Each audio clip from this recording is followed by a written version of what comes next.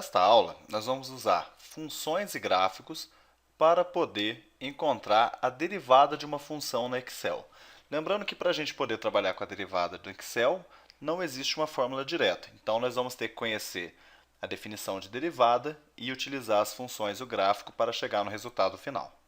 Então, aqui nós vamos fazer uso da planilha 4.1, que tem uma tabela chamada derivação, os valores de x que nós vamos inserir nessa coluna, os das funções de x nessa coluna e a variação aqui, que é o ΔY por ΔX, nessa última coluna.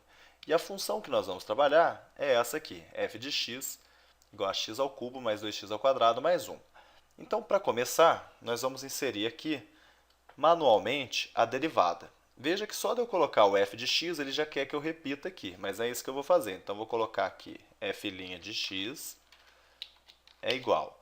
Então, essa derivada ela é bastante simples. Vai ficar 3x ao quadrado mais 4x mais zero, porque a derivada de uma constante é zero. Por que eu estou fazendo isso? Na hora que nós finalizarmos o gráfico, nós vamos ver se a equação encontrada é parecida com essa. Então, agora eu tenho que definir o meu intervalo de derivação.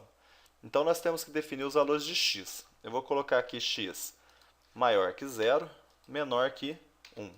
Então, esse é o intervalo da minha derivação. O que eu faço agora? Represento aqui esse intervalo em pequenos pedacinhos. Então, eu vou colocar os pedacinhos de 0,05. Então, vou colocar aqui, desculpa, o primeiro é 0, né? Então, vou colocar aqui o 0,05 embaixo, o 0 aqui em cima, e vou utilizar o autopreenchimento para completar a tabela.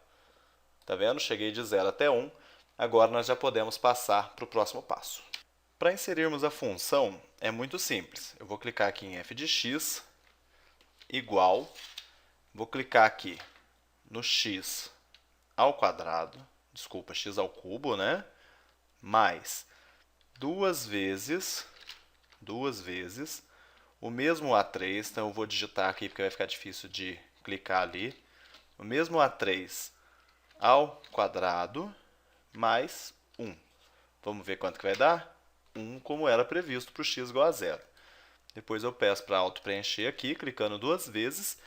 E aqui está o valor da função de x. O que eu tenho que fazer agora? Plotar o meu gráfico de dispersão para ver como que está o comportamento dessa função. Então, eu seleciono o x e o f de x aqui, venho em inserir, se você não tiver inserir, basta clicar aqui, dispersão, e eu vou inserir apenas os marcadores aqui.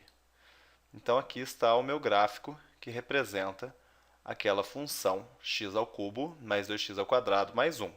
Agora, nós vamos ver a taxa de variação e o seu comportamento graficamente. Então, agora, nós precisamos calcular as taxas de variação para cada valor aqui de y e de x. Como que eu faço isso? O meu ΔY, eu vou copiar aqui esse símbolo para ficar mais fácil, ele vai ser ΔY é igual a y2 menos y1.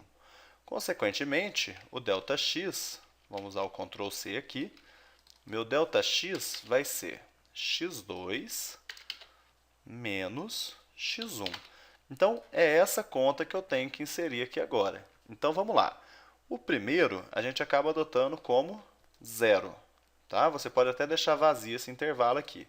O que vai ser o próximo? Vai ser a variação da função. Então, vamos lá. Eu prefiro trabalhar com parênteses. Me ajuda a organizar melhor as contas. Então, vamos lá. y2 menos y1. Isso aqui dividido por x2 menos x1. Fecho parênteses, Enter.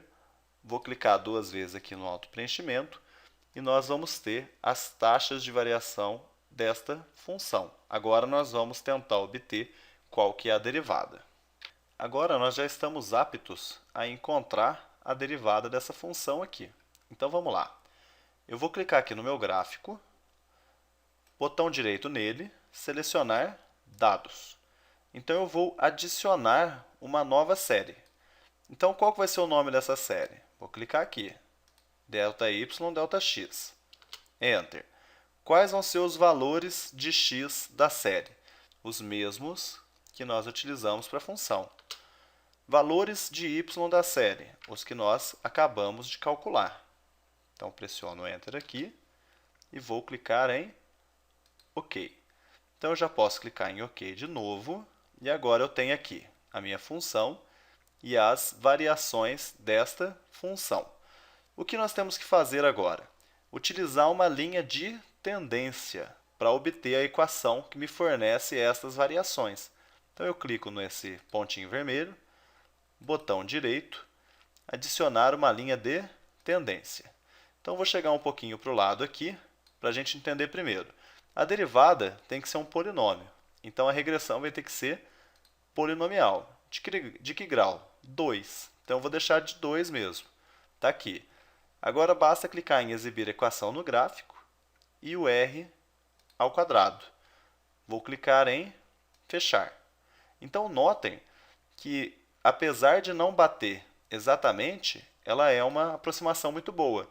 3x ao quadrado, então aqui está 3,1x ao quadrado, e 3,7x, que deveria ser o 4x aqui, menos 0,06, que é um valor bem pequenininho.